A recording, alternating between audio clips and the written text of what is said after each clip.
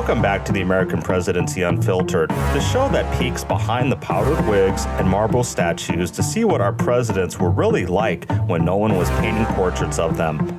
I'm your host, Brad Pitzl from Presidents.website, part-time historian, full-time snark machine, and your trusty tour guide through the wild, weird, and wonderful human moments of American history. And today, we're not talking about war, policy, or cherry trees.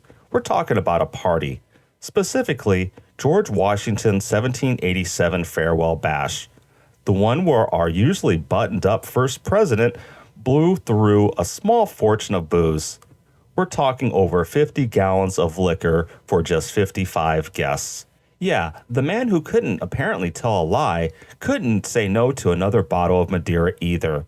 We're going to explore what really happened that night, how it clashed with his squeaky clean image, what was served alongside the alcohol, and why, honestly, Washington probably deserved every drop.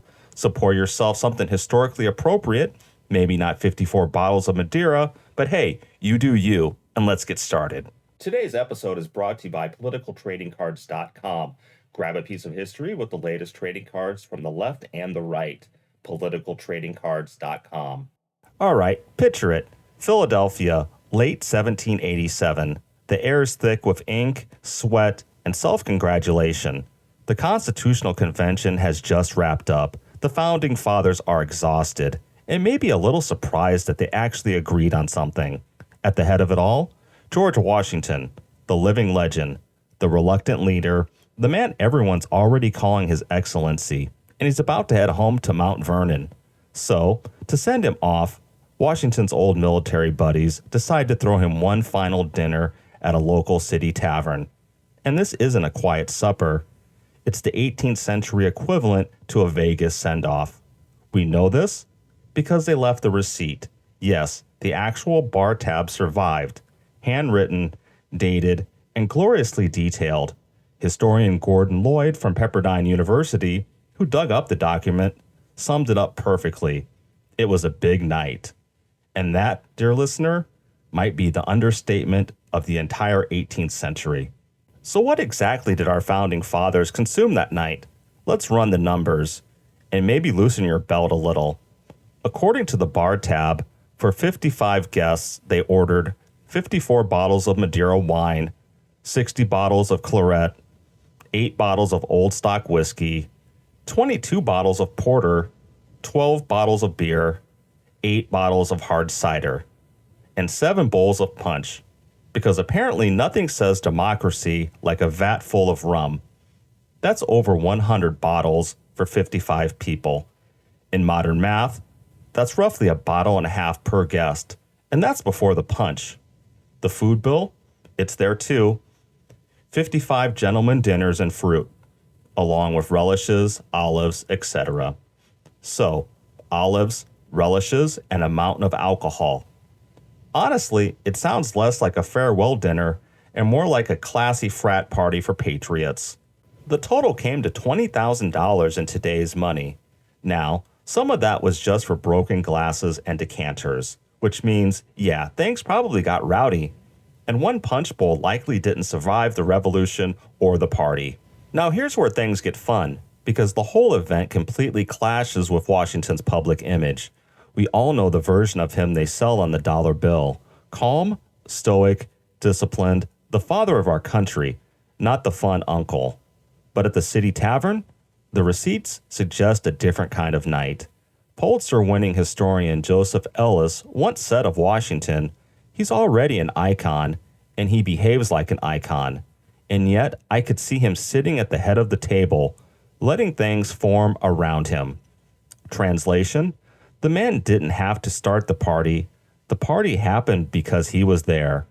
And remember, back then, drinking culture was on another level. The average American in the 1700s drank almost 3 times as much alcohol per year as we do today. So a few bottles per person, that was like Tuesday.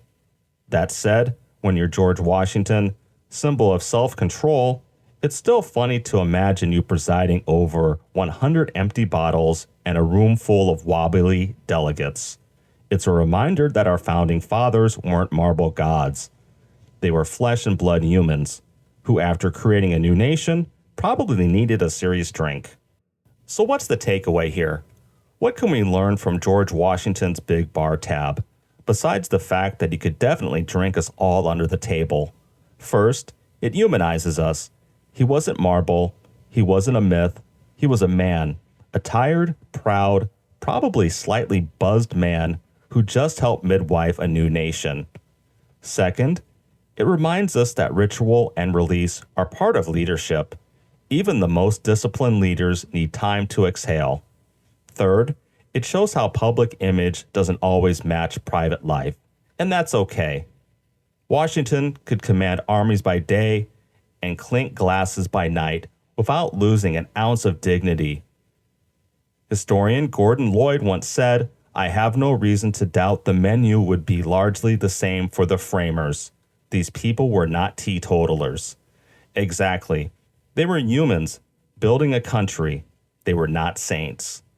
And finally, maybe the real lesson is this.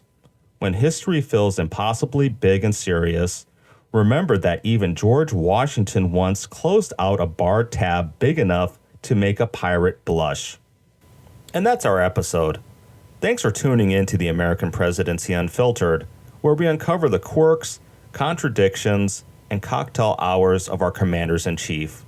If you like this one, tell a fellow history nerd, or just drop 54 bottles of Madeira into your next trivia night and see what happens. I'm Brad Pitzl.